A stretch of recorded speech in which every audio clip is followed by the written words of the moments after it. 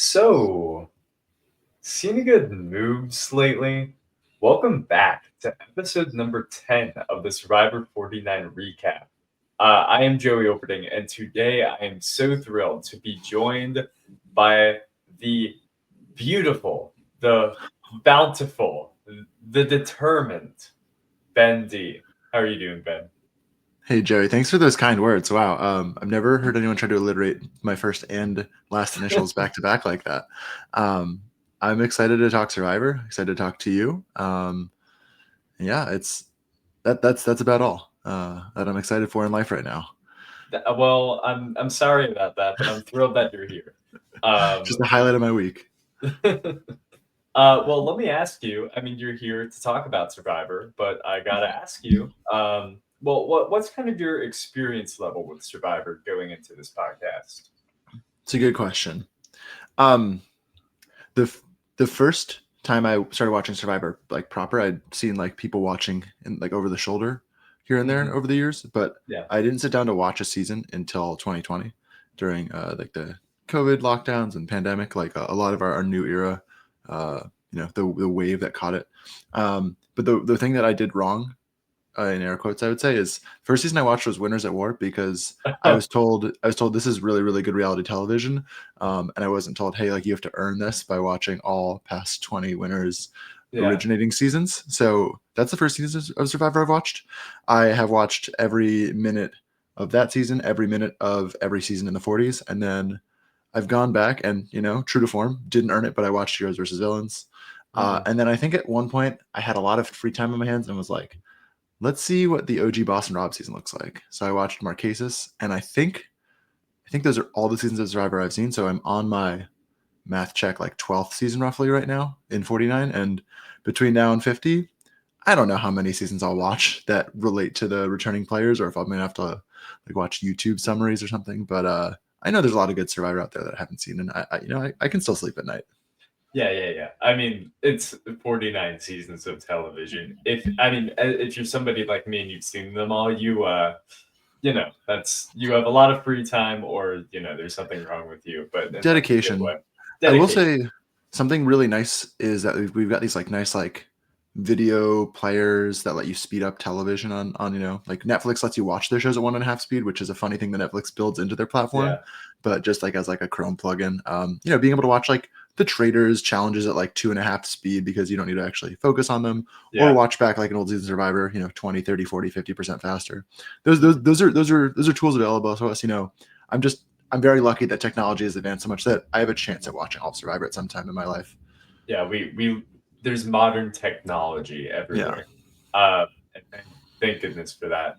I do think that that's interesting though, as somebody who hasn't seen as many seasons of Survivor as a lot of other people that happen to be on this podcast sometimes. Because I think it gives you a unique perspective on the season, right? So let me ask you, what are your thoughts on the current season so far? Yeah, I think I said this about 48 to some people also. I feel like the editing is really good right now when it comes to like showing the human things that are happening, and I don't Hmm. think anybody would like disagree with that.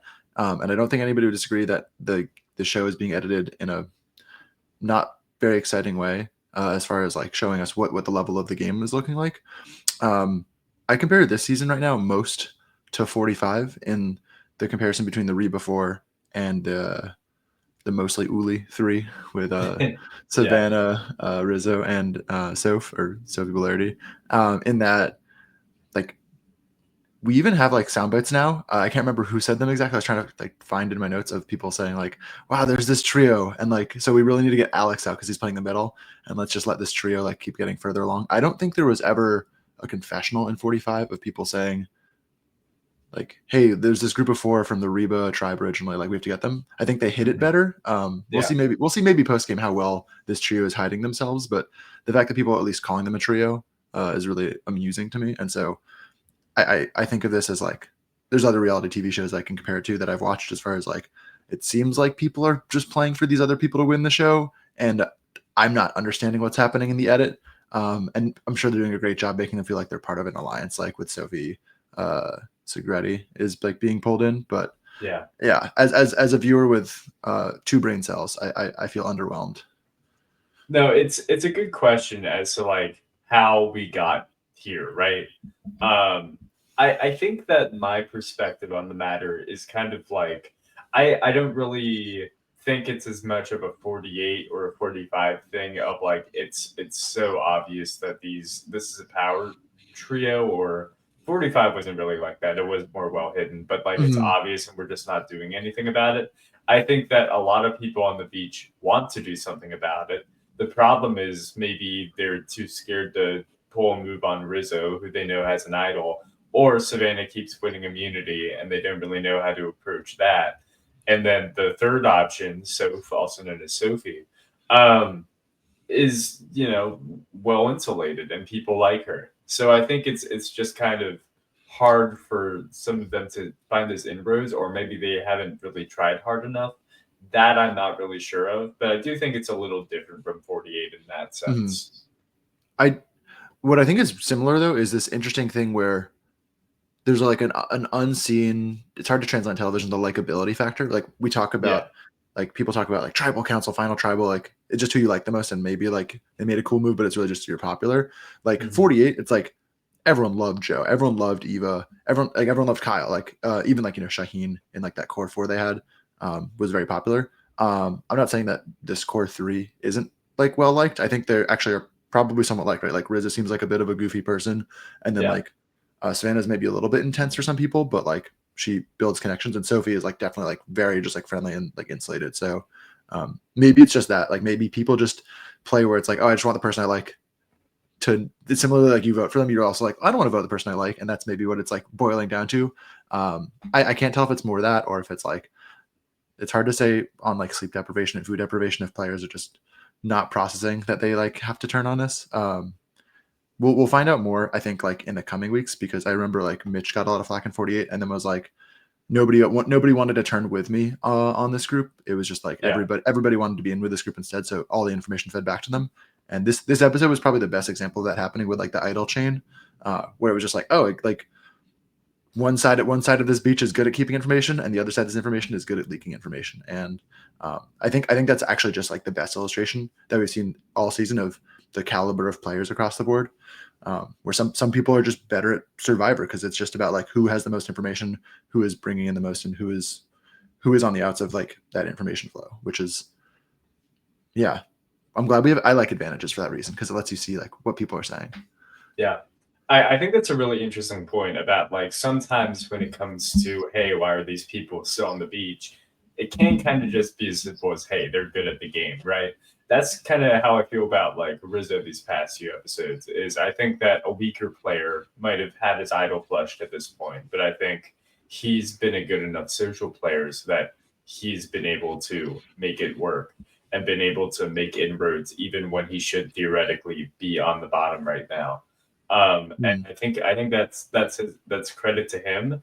Meanwhile, I think other people who have gone home, such as maybe even Jawan this episode, they've kind of tried, but they just maybe don't have that X factor, or maybe just don't have as much of that innate likability to the people on the island. I mean, it's all subjective and it's all hard to say, but I think for the most part, if you want to see the difference between a really good Survivor player and sort of a mediocre one, the most likely culprit is usually in the social game, and I think we can Mm. kind of see that this season. Um, while talking about Rose, I'm curious, what did you make of his like fake idol play? I personally Yeah. didn't get to. I don't remember what the reactions looked like, or if we got to see that camera angle, if it was more off screen for Savannah reading it or someone else reading it. Did you take anything away from that play other than it being fun? Oh man, I so when that happened, I was well, first of all, I thought it was awesome. I was like, yeah, this is great. I've never seen this before. Intentionally playing a fake idol. The way that I took it was Rizzo wanted to gauge the reactions from the people still in the game to see what they thought about it. They to see like, hey, if they're like super excited that it's a fake idol or something, and then I'll play my real idol, that sort of thing. Um, or depending on that reaction.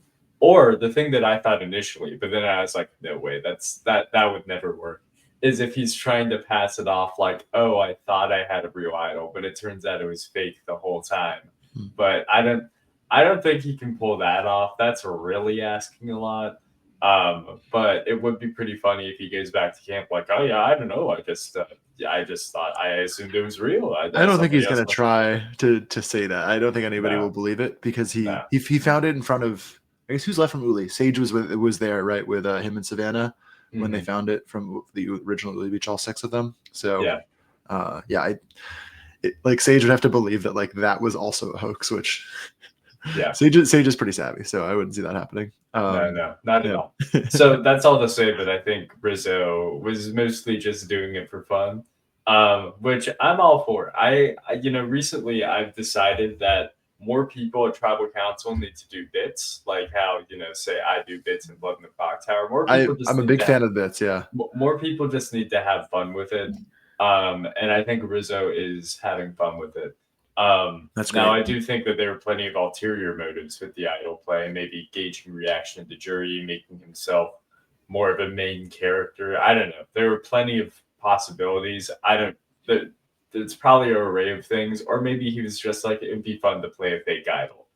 I don't know, but either way, I thought it was great. It might have been my highlight of the episode, Did even it look because it fake to was. you when you saw it like displayed before it was No, I like thought red? I Yeah, thought it looked pretty real because all the idols nowadays are just just like like three beads. So when I see three beads, I'm like, yeah, that could be an idol. Like I would fall for a fake idol play on yeah. Survivor. I would find a fake one and be like, yeah, that might be real, I guess.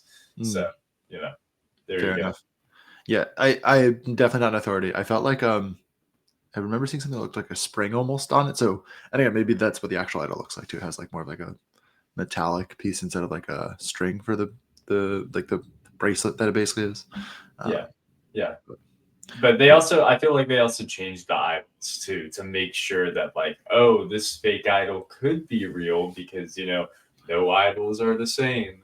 You know, yeah, someone I was listening to the RHAP patron feedback show, and someone was brainstorming different rice negotiation tactics for like, hey, Mhm. what if Rizzo had said like, I'll give my idol up instead of like people sit out, like just publicly no idol. I don't know if they took this further, but what if like Rizzo's like, oh yeah, I'll give up my idol, and then like we're not at tribal council, so Jeff. Like I don't know, would Jeff have like been able to validate something outside of tribal council? Is an interesting question to me of like, yeah, guys, here, like I'll give Jeff my idol, and then Jeff has to be like, yep, if you guys are like Jeff would be like, no, That's interesting. this isn't a real idol, so like this isn't worth anything to me, so I can't give you rice. Or if Jeff would be like, yeah, like everyone seems to agree that you've given up your idol, so sure, here's the rice. Like just another layer to that brainstorm. Something that pops Yeah, in my mind with just ultimately fun ways to play, right? Just like doing different things, not because they're good or bad strategy, but just because you're just charting new territory in Survivor. that's actually such a fun idea. Giving up your idol, or quote unquote, giving up your idol for the rice. That's somehow working, and then giving him your fake idol. Because like once Jeff realizes that that's the fake idol, what's he gonna do? It's not like he's gonna come back to camp and was like, "You lied to me. You have a real idol, and now everybody knows." Well, like it's like in like Blood on the Clock Tower, right? You can't like say, oh well, like that wasn't actually a real like klutz pick or like you can't like do that. Yeah, So well, yeah, it's Survivor, so they can do whatever they want. It's a mhm, there's fewer rules in Survivor, I think, than board games. yeah, Uh, yeah. So no, I think that's really fun. but In terms of the rice negotiation, just in general, we had it again this episode.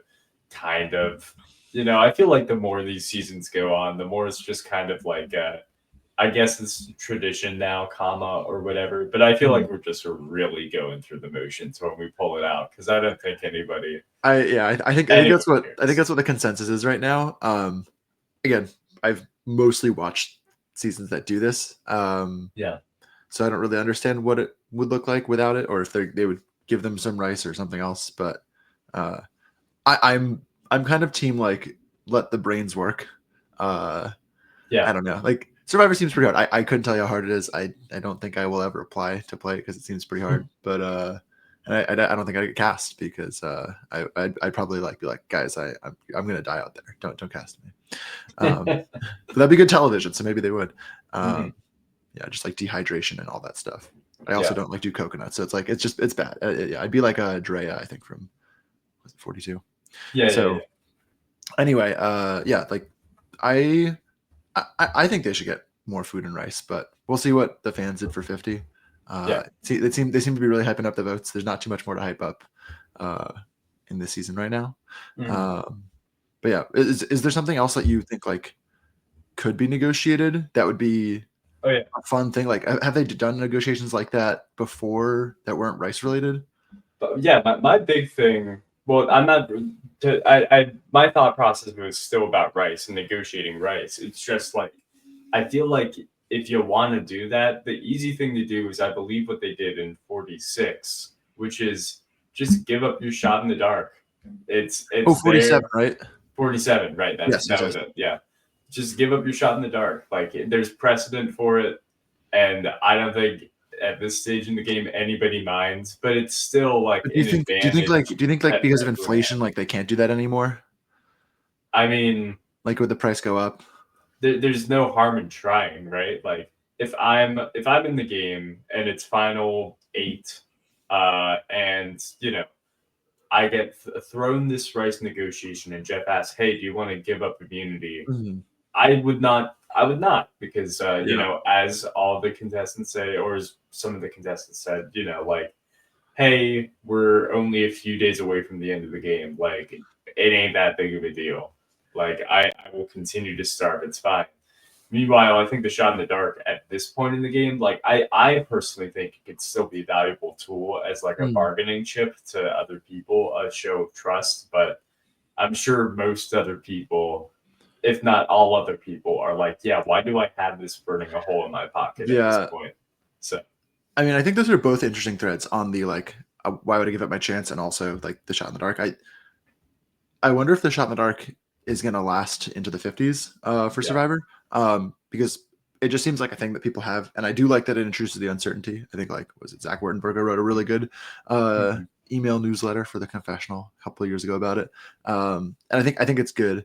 I don't know if they need to change more things around it, but yeah, like just first there, do you think that we should be still having the shot in the dark? Do you think it's playing a behind the scenes role in how people not only strategize but also how they like ultimately decide to run votes and not like just pile on to people? Yeah, I feel like the shot in the dark. I feel like other people. Well, I don't know what other people think, but I know I don't really mind it because I think it's just such like a it has almost no impact on the game overall. Like it has that theoretical this could hit, this could always hit, like Yeah, you know chance early on in the game. But I mean, frankly, like if you're using your shot in the dark, like you're not playing the game ideally anyways. Even if it hits, it doesn't magically give you inroads. Now, I will yeah, say, I do think I'm kind of against the shot in the dark because I still think about the poor pizza boy Justin from last season and how he got screwed over by Mary hitting her shot in the dark. Um, yeah, actually, the more I think about it, the more I'm kind of against the shot in the dark because I have nothing against Mary from last season. In fact, she was one of the better castaways on the season. But if I'm in the game, and I said this a lot last season, but it still applies to this day. If I'm on the season and I'm at the merge and Mary is there and she got saved by a shot in the dark, I'm not voting for her at the end. Like she got an extra leash on the game that she, in many ways, didn't deserve. She literally rolled correct odds, and that's the only mhm. reason she's here. So it's hard for me to respect That's somebody's interesting. game like that. I haven't heard it said that way as like you feel like it's disqualifying if you Kind of. I lean on mean, it. it's different from an idle play, right? Mhm. Like an idle play is all about making sense of your surroundings, and being able to accurately play an idle or something like that. A shot in the dark isn't super dissimilar in the sense of like, yeah, I could tell that I was going to get all the votes needed to vote me out, Mhm. but it's still gambling. It's still hitting a 1 in 6 shot. It truly is a shot in the dark, a hail mary, etc. Yeah. Well, when you play the idol, you get to vote, so there's like intentionality behind playing the idol and then That's also true. voting someone versus just like, oh, quite literally anybody but me. Sorry, Justin. That's fair. I mean, we saw it differently with Caleb, where Caleb just got voted out like immediately after it hit. Anyway, it was just like you said, like no inroads, just like, oh, cool, like that was cool. Okay, see ya. Yeah, yeah. So I'm into it as a thing that we keep trying, just because I do like that. There's again like some just like degree of uncertainty for even someone like Justin, where it's like Justin could have thrown a vote on, I guess, Cedric probably at that point, maybe say, depending on how that went. But like I like that there's just more room for things to happen. But I do hear that maybe we have to wait until somebody wins the entire game after hitting a shot in the dark to then be like, oh yeah, this is. I don't think it's the same as like BB25 Jag, like getting literally voted out. Like, I think that's very different, right? Like, Yeah. Because ultimately, like, it's not. I wouldn't fault Mary for being given a tool and using what she has, where it's like, yeah, you're on the bottom, and yeah, you didn't get people to vote with you another way. You just had to play this and roll the dice. But like, No, I don't but fault anybody for playing their shot in the dark. just I mostly you just mentioned you wouldn't vote for them. Yeah, I just feel like once you do that, you give up your agency in the game. And if you're trying to tell me how at the end of the game how you know outwitted and outplayed and outlasted Mhm. everybody else, if you say, yeah, I did that because, well, you're obviously not going to say this at Final Tribal Council, but if Yeah, you can distill that partially down to, yeah, I got lucky, then it's like, all right, well, it's that's hard. that's You, fair. you know, it's hard. You really need to have played a great game afterwards for me to be like, yeah, you're right. Yeah, Because Survivor's all about luck to some extent, but I was gonna usually say. it's not so like overt. You know what I mean? It's not so you can literally see the odds in front of you for I got you. how lucky you are to get to the spot where you are. Okay. You know, I would I would there's admit I'm not as put off as you might be by that, because I like yeah, very much embrace how much even just like drawing for which split tribal council you might go to is like that is true, a bunch of and worry, that's a which is reason also part why of the game. Yeah. that's also a reason why I hate the split travel No, I also council, don't right? like it, but it's just like, Yeah, well, if there's luck in this game, like I don't really care what flavor of luck it is. Yeah. yeah. I mean to put it not to continue to rag on the shot in the dark because there are elements that I do like about it. Um, but I mean, even in the event where you're screwed over by a split tribal Mm, council, there's still room to get out, right? Because you can win immunity. There's usually an immunity that you can win, or you could find an advantage, or you could make inroads. There are outs. There is, shall we say, skill expression involved.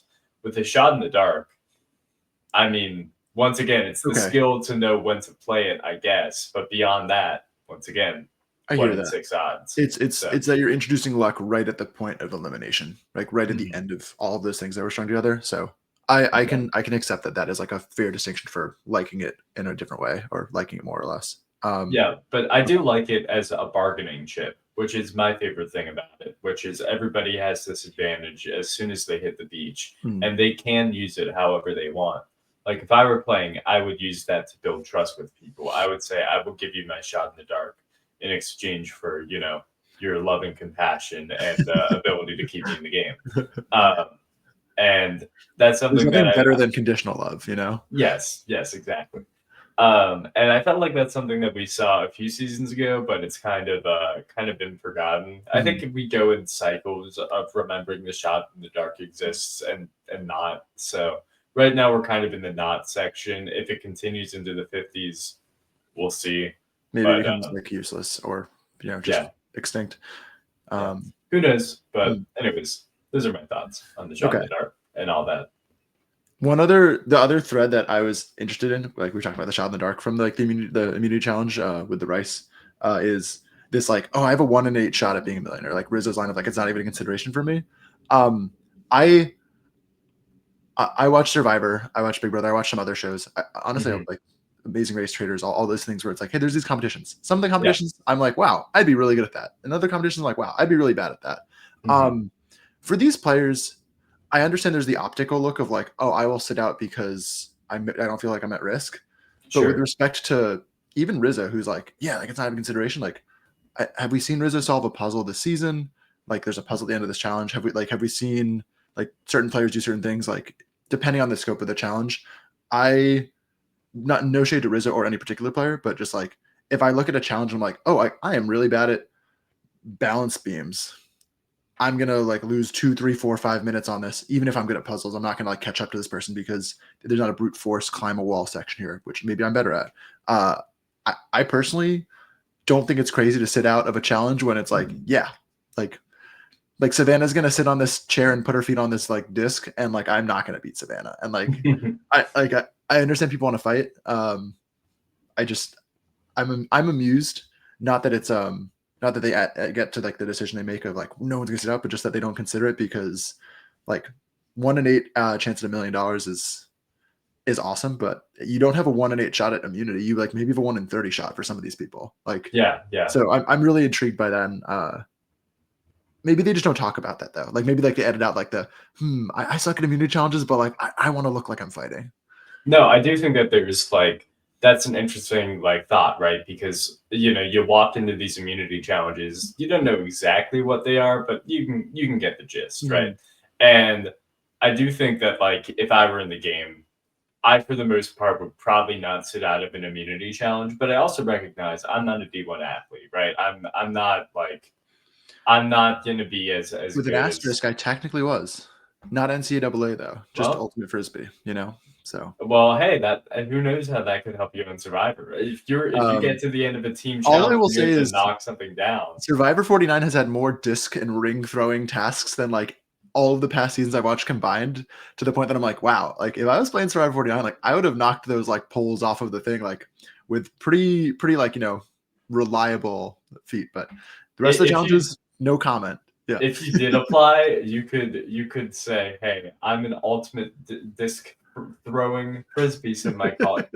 I'm master. I'm the best ever. So. Oh, of course, I would only talk in absolutes in casting because that's they want to see people that have delusions of winning these games and not people that are like, I'm like an above average like frisbee player. Yeah. But no, sitting at the challenges is interesting, right? I always think about in Survivor 41, it's the first new era rice negotiation, and so they make like a pretty big deal out of it, like it's a negotiation, for rice. And at the end of it, they do get like 5 people to sit out, but there are a few people, including everyone's most well-remembered castaway, Hannah, who is that's her name, right? Hannah. Yeah. From which season?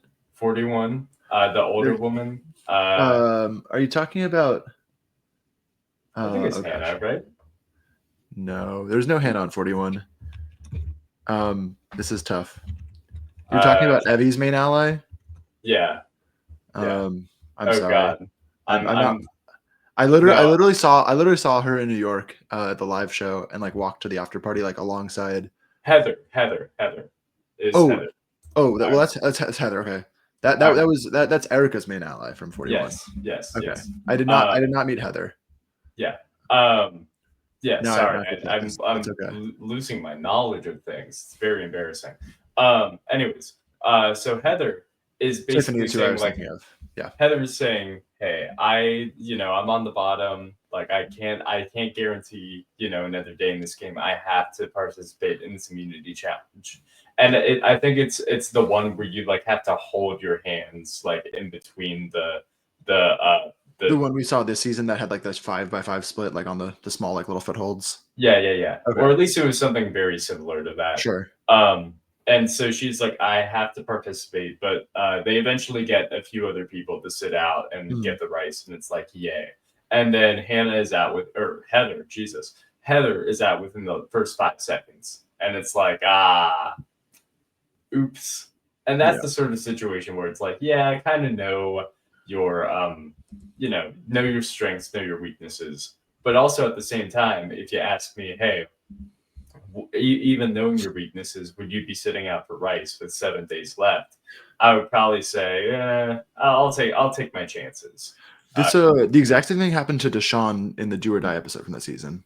That is true. Yeah. It was like the hold the pole with the balls, and you've got like 2 handles holding like a stack of like cylinders together to hold a ball in the middle, and he dropped within like 3 seconds, and it was like, man, all that just to play a game of Monty Hall. Sure. Yeah. And boy, 41. So many thoughts on that season. Glad we're not doing do or die. Yeah. This is Thank yeah. I God. wish you had started the podcast, a couple of years ago. Then we would have had a field day. Yeah. But no, yeah, that's pretty interesting. But I think like in general, the race negotiation, like, do we really need it anymore? Like, I feel like, especially with the fact that, it's not like they're not doing rewards in the last two episodes, right? They're still doing their food rewards where you can get your, I don't know, grilled Yeah. cheese or whatever they Every give like the 3 or cat. 4 days, like half of them are eating a cheeseburger, chocolate cake, like chicken Mhm. fingers, That was the margaritas. thing. That was the thing that was crazy to me was like they had the reward challenge. I can't remember what exactly they ate, but it was something that was definitely food. Mhm. And half the contestants go on this reward, and then Jeff opens the rice negotiation like it's day 18. All of you are starving. And meanwhile, like 4 people just had like a ton of food yesterday, Yeah, like at the exactly. sanctuary. So I don't really know, but It's yeah. day 18. Jawan is really struggling. Like right, Yeah. like the one person who was given a reward. That was its own interesting thing. Yeah. Um, Um, I think in general that's something that I think is gotten more and more interesting about this season. I kind of mentioned it with Rizzo's social game before, but like there's a different level of like interpersonal dynamics that I feel like we didn't really see as much in 48. 48 was a lot more like personal with like Joe and Eva, but here it's like it's interesting to see how people are balancing their like and dislike of each other. Like the Sage Savannah connection or lack thereof has been interesting as kind of a little mhm. side plot, or like Christina and Jawan, which we saw a little more in recent Yeah. episodes. Stuff like that, I think has helped the season out a little more. Though I hope to see even more of that going forward. Yeah, I've really liked that. I think the cast has been really strong. The last thing I wanted to share on the rest negotiation Sure, yeah, thought was just I know it feels like, oh, this is just like a nothing burger and it's going to go away. I do wonder though if like all of these no's helps drive down the price of the rice, right? Like just thinking about like the macroeconomics of Survivor, where it's yeah, like, oh, like you can't get 4 people to sit out of this challenge. Like just gotta do something to. I mean, otherwise maybe they just pocket it and they don't use it anymore. But like Jeff wants to make this interesting TV, so I think that like these players are maybe setting up future seasons for better bargaining power. That's my yeah, last take on it. yeah. No, that's a good point, and I do think that previous seasons impact the future seasons in that regard. Mhm. Um, and I think that like, man, I think when 41 started, the first thing that Jeff asked for is he asked for like 5 people of the 8 remaining or 9 remaining or whatever, and that has got driven down to 3 people out of 8, which like, I mean, that's a number. That's less number than the previous one. So I do think that there's a lot of impact there. Maybe in 10 seasons it will be, hey, will one person sit out? Um, but we'll see. Mhm. But yeah, I wanted to talk a little bit about the like personality conflicts and things like that in this season because to some extent, especially on Hina, there was a bit of a kumbaya sort of thing. They even said it outright in the episodes where it's like everyone's getting along with everybody. But one thing I've appreciated about the season is that Uli, I feel like there have been like conflicts going on throughout the entire Yeah. season. Now, most of them kind of revolve around Savannah, but hey, at least they exist, right? As well Uh, as Sage and Shannon, just I think if we it's can true. cast an all S name season, that'd be really fun to track. Hey, we're heading that direction. Give it 10 seasons. We'll Well, probably be the, there. the, the boot order right now, I think we're in a 5-2 split on S and non-S players left in the game. It's just Jawan is just a casualty of It's true. that's. I think like again, they don't want to show us that's the layer of strategy they're operating at. That's a little too advanced for most Yeah. people. So they just try to like boil it down to like relationships and stuff. But really, it's something that you use in clock tower. It's just the alphabet strategy, but it's not going in alphabetical order. It's aligning by first initial. Yeah, and I think that that's a great idea, and I do agree that more people should do that. Yeah. Um, but no, like I think it's interesting because I enjoyed Savannah a lot at the start of the season, and then the past few episodes I was kind of like, oh, I don't know, you're kind of a little grating on me to some extent. But now I'm kind of back again. I'm kind of like, Hmm. yeah, she's playing an unconventional Survivor character, and I do appreciate that. So, I don't know. Are you thinking about like the moment in this episode where she just like confronts Christina, and it's like Yeah, that's like a pretty so as a player, it's like an interesting game move. Do you feel like that kind of thing has a small, medium, big impact, positively, I guess, or negatively on like jury management? Because like surely I Savannah is not seeing Christina at the end with her. I think, yeah, that's a good question. I think really it will just amplify whatever that person was feeling about Savannah anyways. So like if I'm Christina and I get confronted Mm, and I already was like, man, Savannah seems a little like, I don't know, mean girl gets thrown out a lot. I wouldn't really say that about her, but that's the perception, at least from Sage. And let's say I'm Christine and I think that. If she's confronting me like that, I'm not exactly being like, oh, wow, I was wrong about her, you know. But if I'm looking at Savannah as like, wow, she's a really intense game player and she knows what she's doing. If she does that to me, I'm not going to think like, oh, she doesn't get this game at all. I'll be like, oh, wow, she is direct and got me. So I think depending kind of, I mean, it goes back to likability, right? mhm. Whatever you think about this person is only going to be amplified by their Yeah. decisions. And if I am having to vote for them for $1 million at the end, depends. Like from my perspective, at least from the way that I've been seen in the editing of the show, if I were on the season right now, if I were to say RIZGOD baby, I would want to take Savannah to the end because I feel like if nothing else, she is more polarizing than I would be.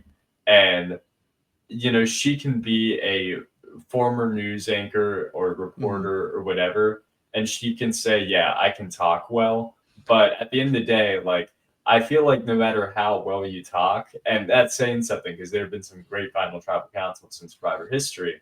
Um, at the end of the day, like, for the most part, it is about the game that you played and how people saw your game. Mhm. It's really hard to paint a narrative of your season that people didn't see at all. And it's also Mhm. hard to get somebody who doesn't like you to vote for you at the end. So Yeah. that's kind of my thought. But in terms of like a game move, I thought it was really smart by Savannah, and I thought that like, if you're not prepared for it, then that's kind of on you, right? Yeah. Do you mind if I call a quick timeout for a restroom break? Oh yeah, I sure, don't know go if ahead. if it's a bother editing wise. No, no big Okay. deal. In fact, we can pause it right now. All right, we're back. And I don't really have too much more to say on Savannah in terms of her confronting Christina. All I have to say is like for Christina in that instance, it's like I understand not really thinking ahead, like if you're just kind of lying for the sake of it and coming up with a lie on the spot, but like I feel like if I were in the game, like my mind would be moving at a million miles an hour at all times. Like I would be trying to think of every possibility in every situation, and that'd probably get me voted out of the game because I would Yeah. be making way too complicated lies. But For you know, me, I think this is like a great example though of what we discussed earlier with like just we just have I think two different calibers of players, right? Like one player is so like self-assured and confident in like how the like not only knowing that she is going to be catching votes because like there's this plan against her, but also that she is like already outmaneuvered it and is like yeah, going to flush an idol and is going to like vote out Jawan instead. Like just um again, like we don't get to see all the things being discussed. Like in my brain, the biggest question we can maybe go to the vote like dynamics in a little bit is like why do we only hear like Steven and Christina talk about Savannah when like surely they've considered voting for other people. hmm But just I think that's like the dimensionality we're seeing to show we've got different calibers of players. There's this trio that's doing really well, and then Christina, yeah, maybe a little bit of like showboating by Savannah here, but I think it's good television, so I support it. no, I think it's really interesting because it's like it does feel sort of like I talked about this last episode, but like I feel like the edit is trying to tell us, hey, Soph and Rizzo and Savannah, they're on the bottom, but like we know that they have all the advantages, so they're not really on the bottom. So they feel guarded by all angles. But at the same time, the quote unquote power group, or what we're told is the power group of, Mhm. Jawan and Sage and Steven maybe, and blah blah blah, some other people. Um, they are theoretically the people on top, but it feels like that they are not guarded from every angle. Like it feels like that trio, that Savannah trio, is like impossible to get out. Yeah. While it's very, very possible to get at the other people because they're willing to turn on each other. So there's probably way more people that know more about this than me, but like there's like three places you can be in Survivor. There's the top, the bottom, and then the middle. And the middle isn't necessarily between the top and bottom, but it's more like between the two sides. But the two sides are always on top or bottom, which is funny to me. I don't really understand the perception of being on top or bottom for most of this. I think I think like Rizzo's like a big sports person of like that. I want to be rootable, be like a rootable underdog. But like Sure.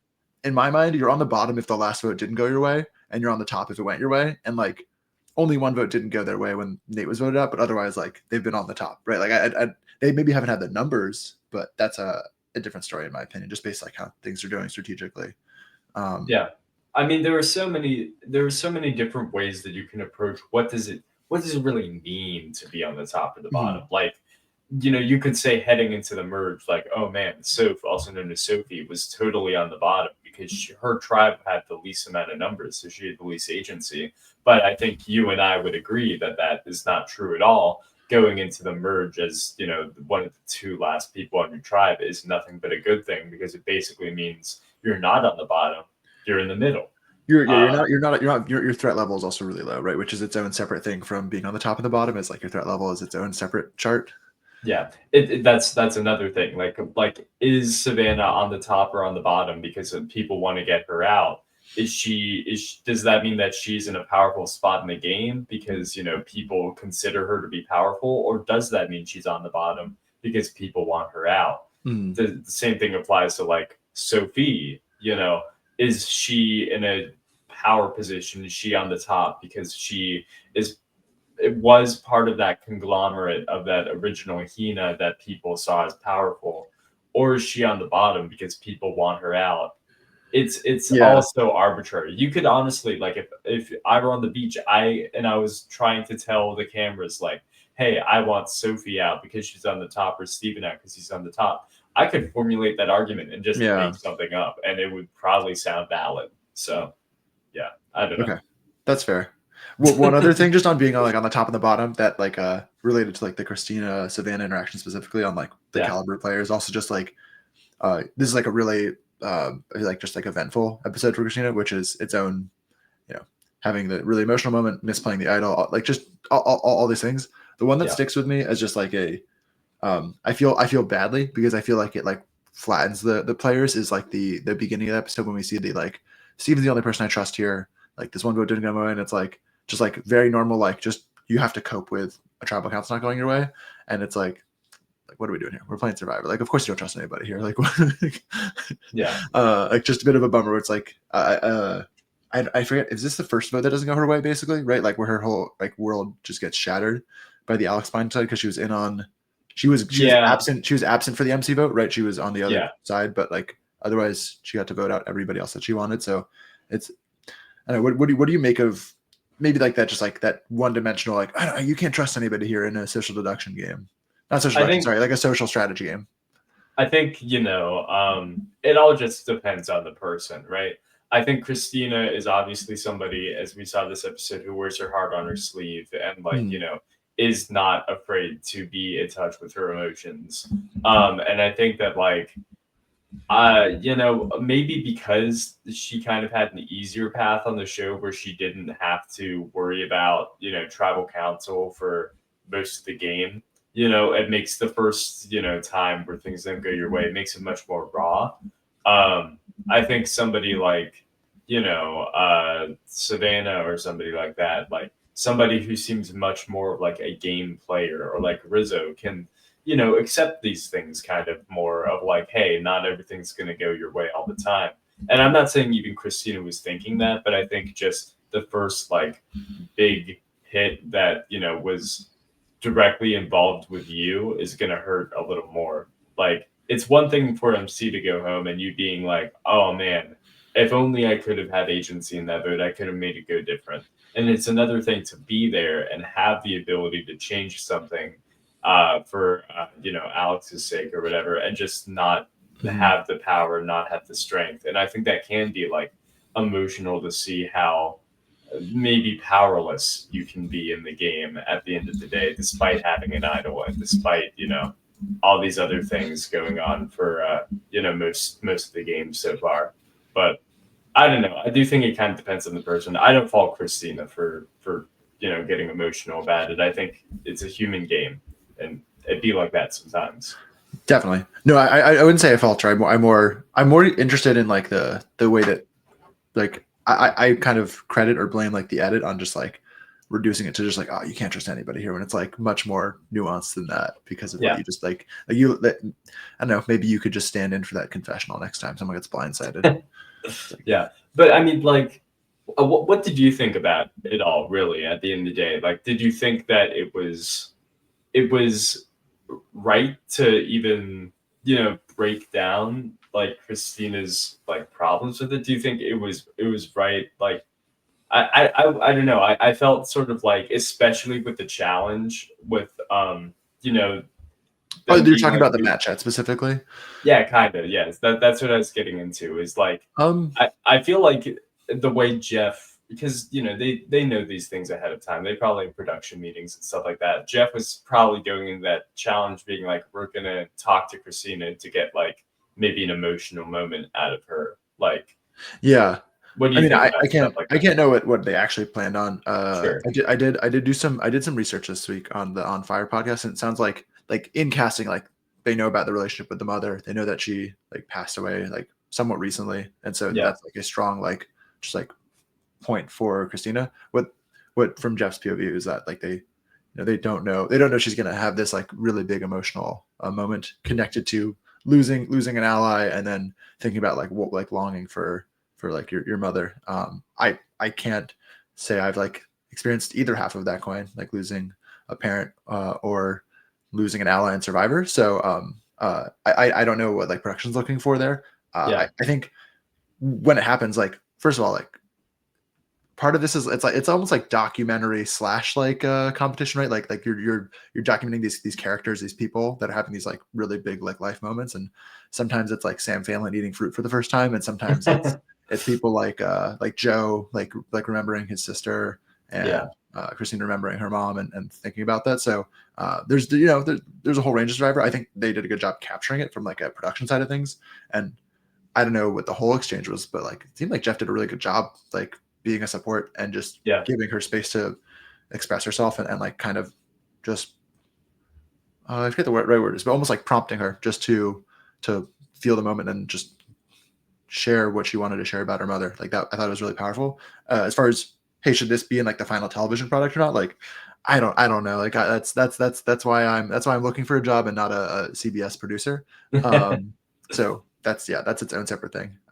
Something interesting was Jeff was like, this is the future Survivor, and I'm like, oh, okay. Like I thought it was powerful television, so sure. Like I'll watch it. Yeah. I don't know if Yeah. I'm like we need to have like I don't know, like the most tragic like characters on television versus just like the hey, like I'm just here to like cut throats and be a hot grim reaper, right? Like I don't know. Hmm. I think there's room for everything, and I'm glad they're taking chances. I guess is my like last thought is maybe we wouldn't have seen this 15, 20 years ago. I don't know what if there's like a historical touchstone to people having big emotional moments. I know there's like been like lies about family before. I Yeah. don't know if there's any authentic moments that have been on television that you could compare this to in the old era.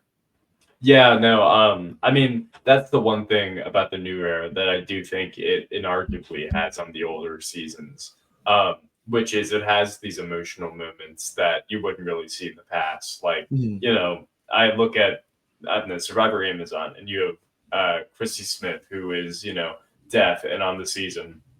And throughout the whole time, she goes through a lot of emotional turmoil over people not really respecting that about her and talking behind her back and stuff like that.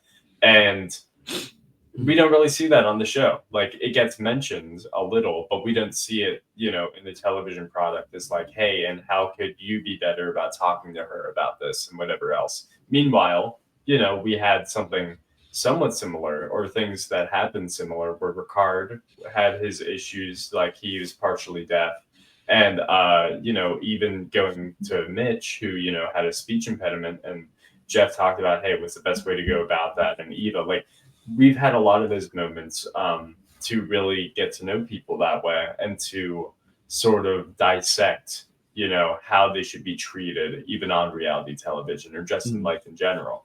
Um, I will say that there are layers to it, and there is a point where it can go too far, and that would be, I hate to just keep bringing up Survivor 41, but this is what goes on through my brain, which is like the start of the new era where it's like, well, we need to make sure we tell everybody's story, comma, and everybody's story is tragic. That That was a bit lesson. much, I think, for a couple of seasons, right? Where it was like everybody's got this horrible backstory, like their hero origin story. It just lessens the impact, right? Yeah. Like you don't want to pick and choose which stories are the most important or which are the most emotional, dot dot dot. But that's kind of what the entire point of editing the show is. If you showed every person equally, it would be a bad season 10 out You of have 10 to have times. protagonists, antagonists. Yeah, I totally agree. I will say though, how impressive of them to get people's old scrapbooks, like physical photos digitized for television. Like, man, someone did a great job just organizing all those photos into a timeline. So That's a man, job. That's yeah. somebody's paid to do and that. and you're just here advocating that person should get better and edit something better. Like, come on, like they were cashing their paycheck just fine. I don't. Okay. Well, I mean, there are layers to it. I still think we're, even with the good Christina story that we got this episode. I still think that, like, sometimes the Survivor editing tries a little too hard to make everybody a sympathetic, underdog character, even when they don't deserve to be. My biggest example of this is like one of the big protagonists of Survivor 47 was Andy. Andy had this big character arc of, like, he was embarrassed chopping coconuts to, being a strategic mastermind. But his tragic backstory was, I only had 4 friends in high school. And it's like, that just doesn't, like, it's not the same. Like, it's not the same. Like, I get it. We all have, social anxiety and things like that. Like, you know, a lot of people who go on Survivor who are huge Survivor nerds, maybe in fact are nerds and weren't the jocks in high school or whatever else. But, like, But most of them are living okay lives. yeah, it's like, you're fine, man. It's cool. It's all Yeah, right. that's a whole different thread that I feel underqualified to talk about. But if you wanted to, sorry, it's just like the philosophy of casting. Like, are you trying to cast the people that are like, hey, like I'm a lawyer and I can take like 3 months off work to come, go quarantine, play Survivor, Ponderosa, all that jazz, versus the hey, like I come from nothing and the $1 million would change my life and I would play accordingly. Right, versus like I just want to have one moment on TV, kind of thing. It's a good question about, like, just the philosophy of casting nowadays, right? Because there really only seem to be those three layers to it. Of the, hey, I can do this because, like, I'm pretty well off, and, like, I got my life going. And Because I produced mostly, Black Panther and I'm a kick-ass like movie guy. Yeah. yeah, and mostly it's the other category where it's like, yeah, I'm young and I don't really have a job right now, or I'm willing to quit my job to go on this, and we'll see what happens. And then that third category of person who actually, believes that the money can change their lives, or I guess everybody probably believes that, but is like, I want this, I need this to change my life.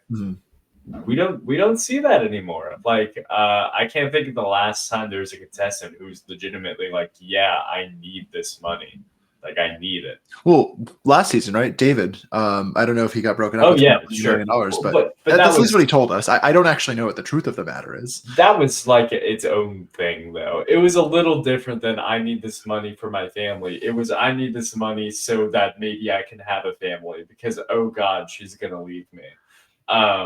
Which was kind of funny. But it's a little So different what than, you're telling me is not like that.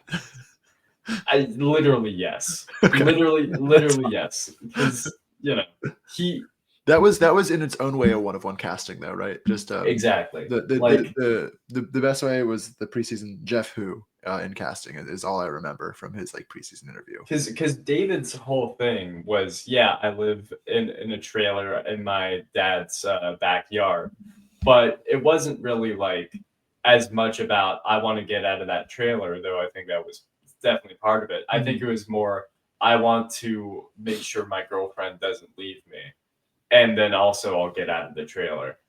Definitely, it was column B more than column A in that sense. Yeah. So I mean, that was ridiculous in and of itself, but I guess that applies. I guess it applies more than the other Yeah, categories. the only other thing I'll say is if I'm in the rice negotiation this season, I'm not sitting out. But if I'm in it last season, I'm like, I can't beat these guys. Yeah, give me rice. Like, please, please, please. Yeah, So know it's your just strengths, know your fascinating what's happening weaknesses. season to season, who's getting casted, what their stories are, can they beat me in immunity challenges? All these things matter. Yeah, that's the thing. Like they had their sort of David's prototype in this season being Jake, but since he got bitten by a creature, he was gone. But like if he was still in the game at this point, just winning immunity challenges, and yeah, I'd sit out. Sure, yeah. Um, I know that I am not Australian Chippendale or whatever he was. Yeah, I So like mean, yeah, no shade to Jake, but we didn't see him solve a puzzle in his short stint on the show. So that is true. I Yeah. I would love to see him have an opportunity. See if he's more of a Rome or more of like a Jason. Yeah. Um, but anyways, that's all to say that like I don't necessarily mind the casting. I just do think that like inevitably when the casting or I wouldn't even say it's a casting thing really. I just don't think people who need the money apply to Survivor anymore. I just think it's a different Are they going for world. like for are they are yeah, I was gonna ask like out of the three buckets, what the if there's like an ideal distribution you have in mind of like the established people can take time off of a job or quit the job and be secure. The people that are young and have like they're pretty open ended, and then the people that are like anywhere else in between need it. Like, are the people that are in that third bucket just not applying because they're what? Like, are they just going to look for jobs? Or are they going to the Squid Game, the challenge? Because that's the sucking up so many casting spots. Like, I what is that your main take? so Like, Beast Games and Squid Game is just So I was literally kind of just about to mention that the person behind me on my screen right now, or at least was, is Denise from Survivor China, and she was one of those people who needed the money, mm, lifelong lunch lady at a school, and like wanted to get out of her situation. Went to Survivor, I can do this, blah blah blah. Didn't end up working out for her, but it says something of like, there are so many people across America and Canada and, everywhere else that can apply for the show now. I think it's just those two. yeah. But that it can apply for the show that are sort of stuck in their, like low income jobs, right? And I think that it's hard, even if it's only 26 days now, to get somebody to commit to yeah, going out to LA to do casting and to stay in a hotel for maybe weeks to see if you get a chance to get on the show. And once you're there, you got to survive 26 days in the wilderness. When on the other hand, it's like, hey, Fox has 99 to beat. You can go out to LA and be there for like a week and Yeah. maybe win $1 million. Is that the You price know, for that one? it's something like that. I don't That's know. Either wild. way, it's, a life changing amount of money, right? Um, and Squid Game the challenge is the same thing, kind Yep. of. Yep. So That one's a couple weeks. That's like that's more of a I don't know how much you want to talk about like capitalism and like late stage capitalism, but to me, like I think of Survivor like back to like the immunity challenge, like the 1 in 8 shot at a million is like, sure, if you get on Survivor, 1 in 18 a million is like awesome odds, but it's really hard to get on that versus, hey, like what I've never had? I've never had a 100. I've never had a 1 in 1. If 140 or 100 was it 456? A 1 in 456. Wow, that was a mouthful. Shot at $4.56 million. Like I would probably take that if it was about specifically those circumstances. So like now you're getting this is less a commentary on like Survivor casting, more like big picture casting. I'm just like, oh yeah, I just want a lottery ticket. Like if I can get a pretty nicely weighted lottery ticket that's 1 in 200, 1 in 100. yeah, What's the show? The floor is like 100 people, and I forget what the prize is. The prize is like $200,000. It's like the floor is 100 people. I maybe play like 4 rounds of trivia, and if I win those, I get $200,000. It's like bonkers. Yeah. But I mean, that's all to say that like it's the odds are not in your favor though, right? It's not 1 in 18 odds to win Survivor. It's odds in 10,000 people to get the To chance, get the chance, right? sure. But the people, I guess, what I more think of is like that third leg of like casting, like prospects of like this would change my life, and like I really want to do this. Those people have more outlets, and so you're selecting more for That's the true. in a good and bad way. Those super fans who are just like, I just really want to be on this show, whether I want to win the show, right? Like there's some people like I want to win the show. There's like interesting That's people of true. mine who are like, I'm a future 2-time winner of Survivor, and it's like you haven't even been on the show yet. Like this is a crazy Instagram bio that I've come across. Yeah. I mean, I think about like Survivor Borneo, totally different time in Mm. world history, right? I'm aware of the year two, concept of Survivor Borneo for the record, for everybody who like is wondering, like, what does Ben know about Survivor Borneo? Just the concept. yeah. But no, just like even the start of Survivor, not even necessarily a season, but the first few seasons is all about, it's the year 2000. Reality television is kind of just emerging out of the shadows. And it's an opportunity to get an average American on television. And it's like people are so fascinated by that, but it's also a lot of like, I don't care that I'm going to be on an island or in the desert. I get to be on television. And for a long time, like that was kind of the only outlet to get yourself on television was applying through reality television or to get yourself famous or to get your 15 minutes of fame. That's not the case anymore. We live in an age of the internet. That is kind of bypassed cable television. And I think because of that, like I'm not going to say a lot of the people who are not applying for Survivor anymore, try to be influencers or whatever, but there are more avenues. I think there are less people who are like, I'll do anything to get on television, or I will do, live in the jungle to make money for my family. I think even the people like a David or whoever else who do that and are kind of the equivalent of, yeah, I'll sacrifice my relationship with my girlfriend for the chance to win $1 million or Yeah. whatever. I think it's much more of like dot dot dot, but I also like the show, or dot dot dot, but I also got recruited to be on the show. So there are asterisks to it for sure. Do you think today, like, there's more of an emphasis on but I get to be on TV for it? Just because we're in this like creator era where Yeah, like I think. now I can see like these like, oh, like Kyle got his grill sponsored for his like barbecue party with his Survivor friends. And Well, I what love do that you for him. think? What do you think? I think some people are going on these shows as like hey, maybe I can launch a career as just a internet personality, right? Yeah. I don't know how Yeah. much Cumio has made since season 46, but like, and not that he's not already doing like successful real estate stuff from what I understand in his casting process, right? Like, That is a good point. That I didn't really consider is like that's something that's kind of always existed for Survivor specifically from the beginning of the show, which is not only can I be on television and I can, be seen by people and I can get my 15 minutes of fame, I can take that fame and turn it into something greater. There's a chance I can be famous forever, it's at least more Uh, premeditated, right? Like we know yeah. each other because of Rob has a podcast, but like when Rob Cesternino played the Amazon, he wasn't like, wow, like I really can't wait to like podcast and like do all these like fun podcast things for the next like decade or two. Yeah. Right. Like Yeah. he was just like, I just really like games I'm going to play. So people like the way people approached, yeah, maybe you want to be on the show and like get to have some fame, but it was like, I want to play these games. I want to try to win this money. And now it's like, there's more prizes than just winning now. Right. Which is, For sure. I don't know. I don't actually know what all those layers of games are, right? But there's like the games of how you try to get your edit to look or how you try to come off as a character on television so you're more likable. The Banu, like win 1,000,000 hearts, right? Like there's people who are much more successful at that because they don't say it out loud, but like they aren't not thinking about their image. I think that's the thing about Survivor that, or really almost every edited show that makes it a little more awkward in that sense. It's like you can try to control what you look like, but at the end of the day, it's not up to you. It's up to somebody else. and maybe you will end up like Savannah or a Riz God, where you will be on the season and you will be seen by so many people, and it's like people will know who you are and will form an opinion on you.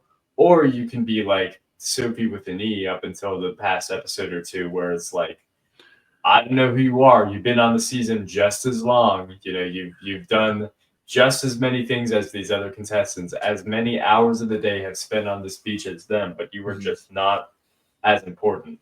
And I think that's why you get people going on Big Brother, even in Big 2025. It's like that's the one show where theoretically you can control your narrative to people. There is still an Mhm. edited show that people watch, but they can see the whole you, I guess. But yeah, For better and mostly for worse. yeah, One almost nugget, always one for Big worse. Brother nugget I'd love to throw in there for anybody else that's watching The Amazing Race without spoilers is just that Taylor Hale, beloved winner of Big Brother 24, the way she's edited on The Amazing Race, I don't like that character.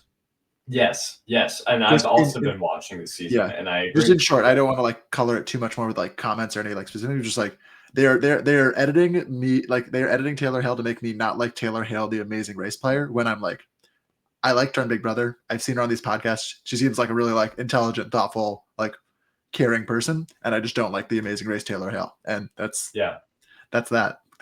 and that's how it goes. I've seen a lot of people say similar things about Izzy, for the same reasons, and it's like which is crazy to me because I Not like liking Izzy on this season of Amazing Race. Oh, yes, I yes, don't have a problem with Izzy. There's some like maybe yeah. like negative like sharp comments that she's making where I'm like, oh, I don't love that, but like I'm not disliking Izzy the Amazing Race character. Yeah, So but like I've seen similar things about yeah. like Jag and all this stuff. Like, that's all to say that the way that you will be perceived by people is also totally subjective. I'm sure Mhm. so many people go on Survivor and are like, yes, I am going to be famous. Everybody's going to love me. And then people get met with shrugs or maybe even a few boos, like say Banu did. Yeah. I think about like, I bet, so many people are like, Well, I could make a YouTube career, like I could be a Twitch streamer, and then it's like, you know, you yeah. really have to People don't want to be. show up for you. For Banu, I again, it's like an edit. Blame the editors, blame whoever, but it's like also just blame the cast. Like if he needed that much screen time, think about how boring everybody else must have been. Like just as like a Yeah, as a fresh thought on season 46. Not that anybody was asking, but like if they showed us that much Banu, how boring were the other beaches?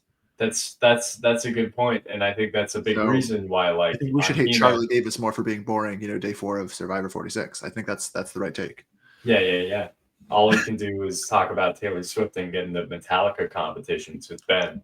Yeah, Right, and uh, the fact that they were like, they showed us this, I'm like, that's how bad it was. Like they had to show us Banu and that. Like that's what they gave us for television for the first week. So oh man, forgot about that. all is forgiven though, Um, because that was one of my favorite seasons to watch, like in the 46s. Uh yeah, just as an aside, I think that season that I was the most locked in on watching everything, watching as many recaps because I was just so glued on those characters. hmm But yeah. but no, that's a good point. Like for all we know, early, Sophie with an E could have been just as interesting as Sophie without an E, right? But because Sophie's tribe, or Soph's tribe, Jesus, Soph's tribe continues to lose, and that they continue to have people get injured by snakes and whatever else, like we see that beach way more. We see those characters way more, and we get to know who they are more. And for all we know, Sophie with an E could have been running around the beach, you know, doing crazy things, I guess doing I'm saying that she backflips. couldn't have been doing anything more interesting than what was on television. That's my take. Just like for general, like yeah, your tribe and But your tribal council, but like if you did something interesting pre-merge, we would have seen it. yeah, that's what I was getting at. It's Like like, but they I had to but I show her when doubt it. they had to show her when the first immunity challenge because that's just canon, right? Like that's like it's a guaranteed slot and segment. It's like yeah, Yeah, like if we this wasn't really strategically important to the merge, like they're gonna vote out Nate. Like Sophie is not really playing into that, but like she did win this necklace.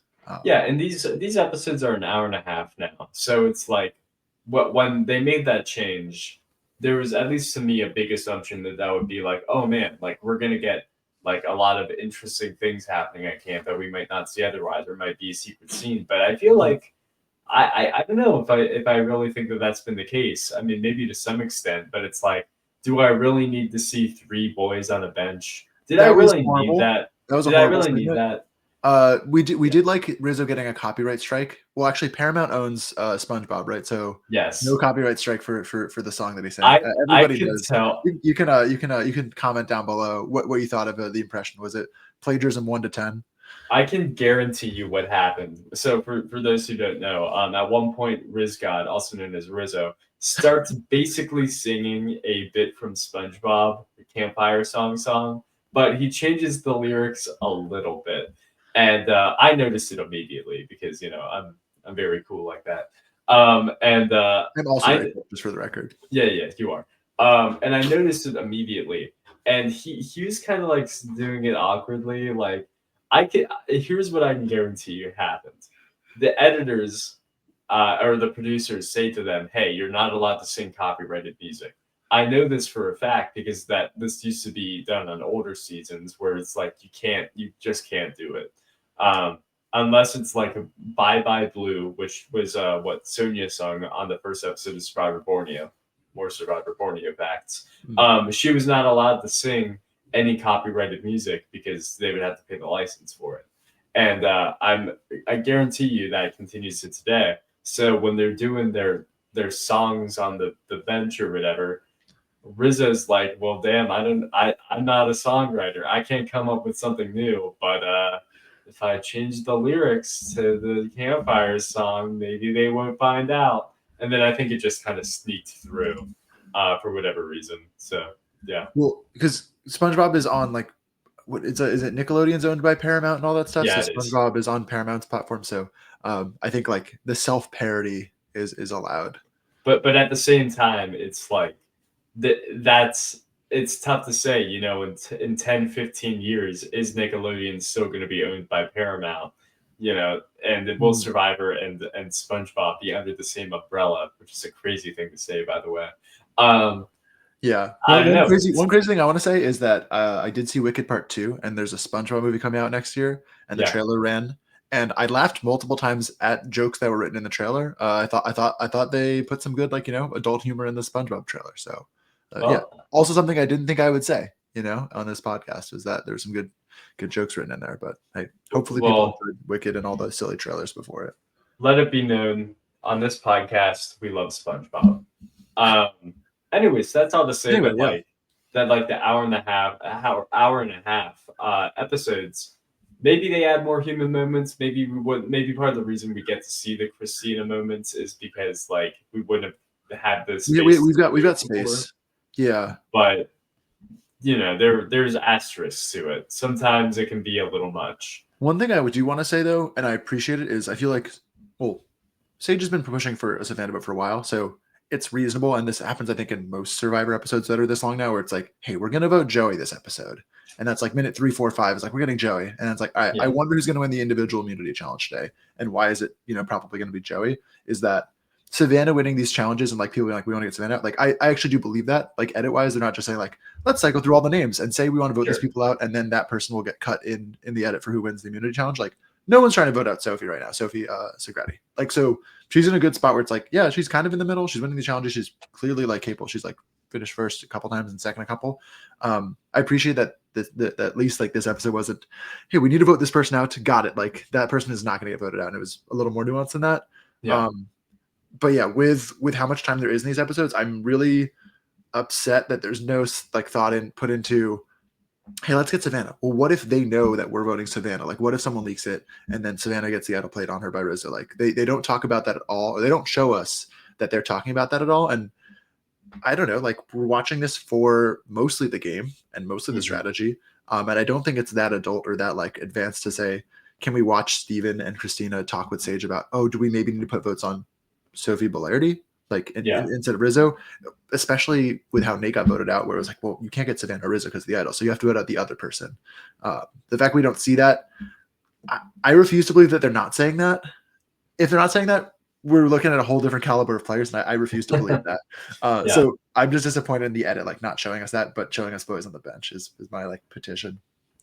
Yeah, I mean, my guess would have to be like, as an editor for Survivor, you have to balance the fun and the serious, right? Yeah. Survivor is for all Dangerous fun. types. Indeed, it's dangerous fun. But so many people watch the season, and it's like we are doing a podcast about Survivor right now. So obviously we care about the strategy, but like I don't know if I'm just looking for something to watch on television, and it's whatever time on a Wednesday, and I pop it in. Am I going to be more interested in them talking about people I've never seen before, or am I going to be more interested in boys on a bench? I think Yeah. the answer is probably boys on a bench, but like I thought as far I as say this one, it was pretty weak. Like this was yeah, like I thought Boys Night from Survivor 45 was like fine, and I thought this was great. like leagues worse. Yeah. Well, I mean, I don't know why Survivor wants to be a musical, but I feel like it does. This happens surprisingly Even often. Rizzo saying in confessional, like we got to vote out one of the boys on the bench. Like if that's true, this is a more of a commentary on the overall edit. Is like, have these boys been sitting on a bench for a couple episodes? Maybe Alex was a boy on the bench also, like last episode, and to that effect, like that makes me upset that there's lots of like full season arcs that are unfolding right now, but so much of what's happening within the episode is like, hey, this is only relevant for this episode, when it's like, I don't know who's turning on Survivor season 49 episode 10 and is like, I have no context from what happened last week. I think you can like stretch a bit into multiple weeks. If Boys on a Bench Yeah. really was a thing, like I'd be okay with seeing it actually 2 or 3 times as a recurring joke. Especially because, the target for Survivor is so different than it used to be. This isn't like cable television anymore, or just cable television where it's like, yeah, you miss it, you're screwed. It's like the avenue most people are probably going to watch this season is streaming now. Like, And probably after the season ends, right? Like, that's actually an interesting question. Are most people going to watch Survivor like 49? How many of them watch it week by week, whether it's streaming like the day after or not, versus how many people are going to watch Survivor 49 after the finale and binge it? If you had to give a percentage guess. Oh man, that's a good question, because This is my first round interview question for everybody that likes Survivor. It's a good first round interview question for sure. Because I mean, there are layers to that, right? Like, it's one thing to watch it live, which is the ratings that we can see of like this many millions of people are watching the Survivor 49 finale live. But there's also the next day people who are streaming it on Paramount Plus, who are also probably just as big of a chunk of people. And then there's going to be the unknown chunk who watch it after the season's over, who just binge the whole thing.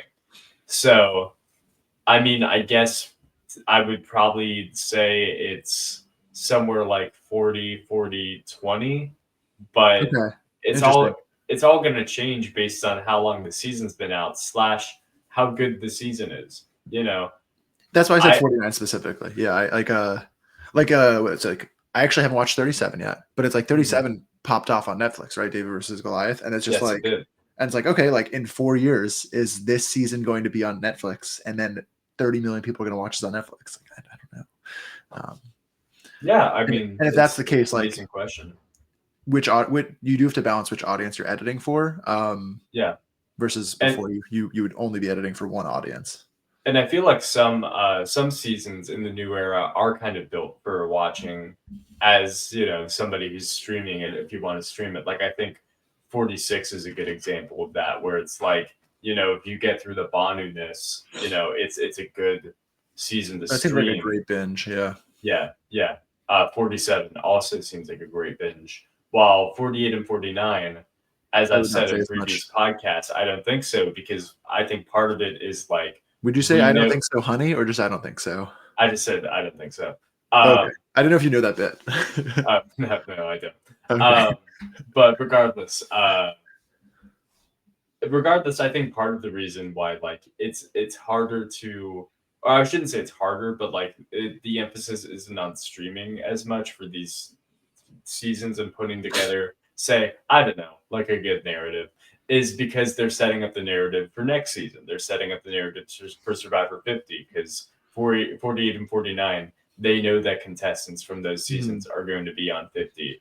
And I definitely think in 48, a big part of the narrative is setting up Joe and Kyle and that's interesting. Because they are on 50, at least like those like the public ones. Obviously 49 is like wink wink nudge nudge of who's on it, but for 48, they're finishing that, like they're not finishing the edit that late, right? Like what do you like you don't have to pontificate, like I could also, but just like I guess at some point they're like, we definitely want some of these people back because it's close to 50. And how that influences, obviously there's like the winners edit anyway for Kyle. Yeah. But that's interesting. I hadn't thought about it through that lens for 48. For 49, 100% right. They smack you with the montage episode 1 of like, whoa, like why are we showing a montage with like Suri and Coach? Like no reason. Yeah. I forgot about that already.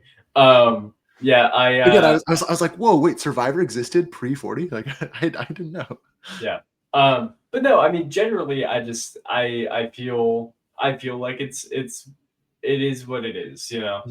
I think with 50, maybe I can look back and say, dang, you know what? 48 was a great season, but they're basically trying to predict multi-season narratives before the second season has happened.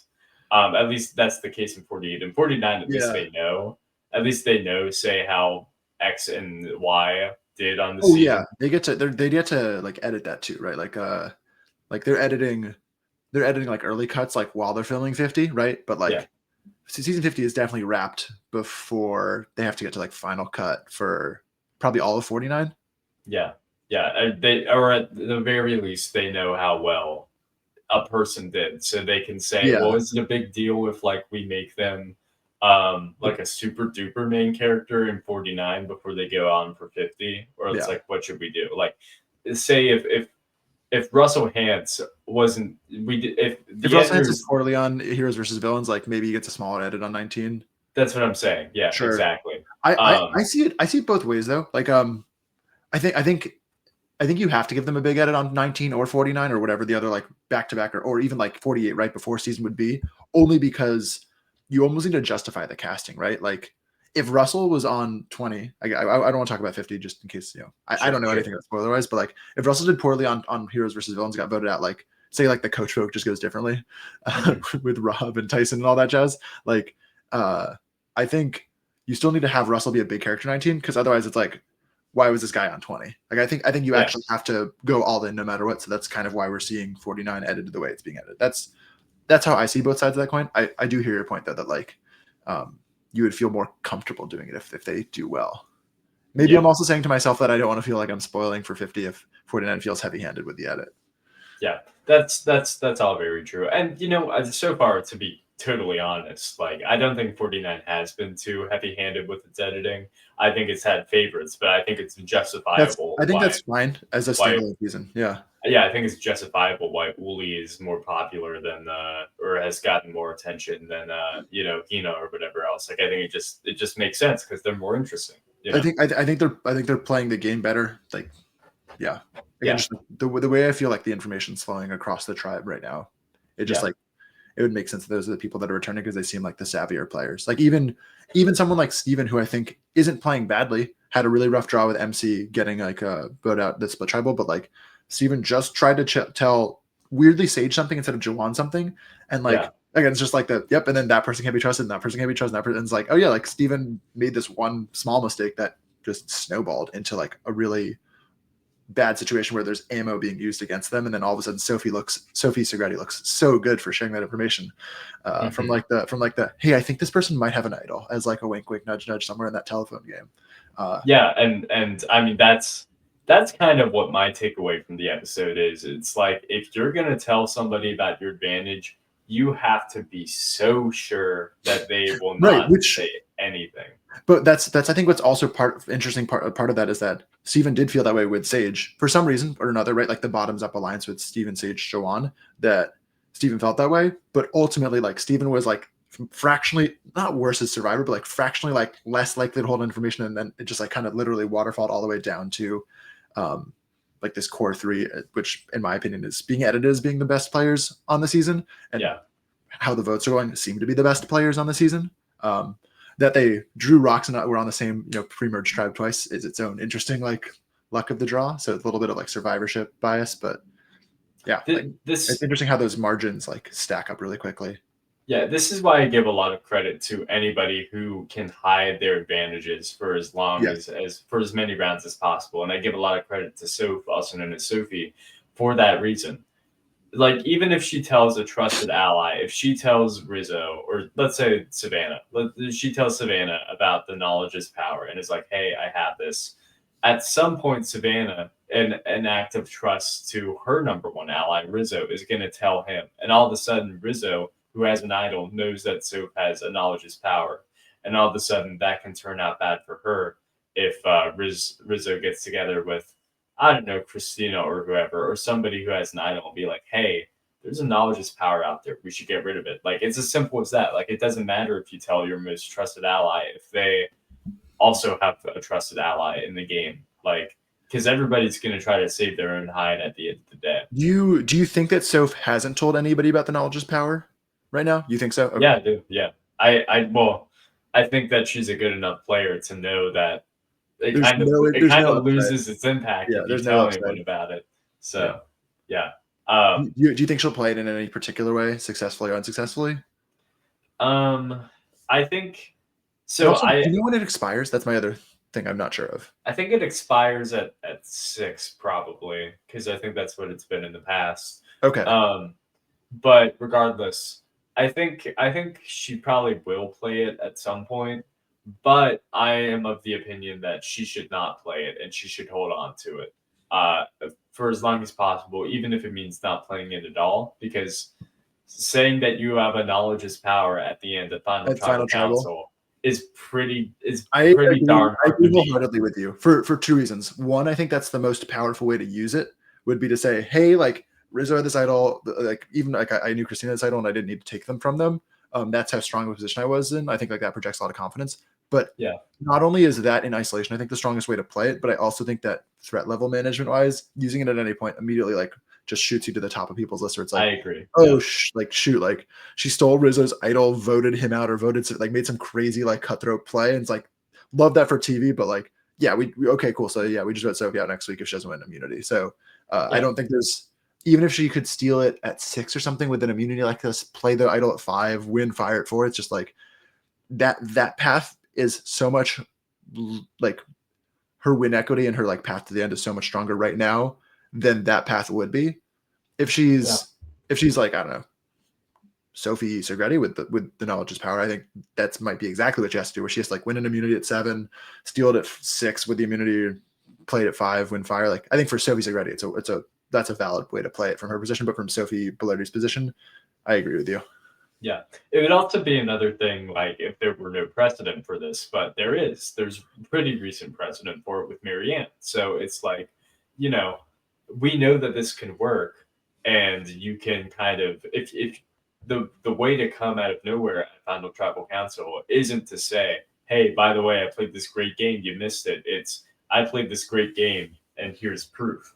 Yeah. Um, so there's precedent for it, but also like it's kind of in my opinion the way you want to play the new era game, which is you want You to want you want to be under the radar for as long as possible. You want to guarantee yourself that you don't have to go into fire if you don't want to, and then you come out on top. she's never going into fire with like her threat level right now. Yeah, And then also you mentioned 42. We got to keep our favorite season of the podcast, season 41, right? Like you just the risk of like a shell game being played on you, like Liana had in sure. 41, and just misplaying it like is like similarly disqualifying, right? Like like if Liana gets to the end of that game, like she has to be with a very specific set of people, and things would have had to fall a very specific way for her to win that game after basically just getting like kind of like clowned on by Xander with like, Yeah, no, you can have this fake like that. Like that's rough, especially for that season. Also, like Xander was also a bit of like a we don't take this player super seriously as a threat. So it was like, oh, you got clowned by Xander. Um, like so damn, yeah, yeah, that's rough.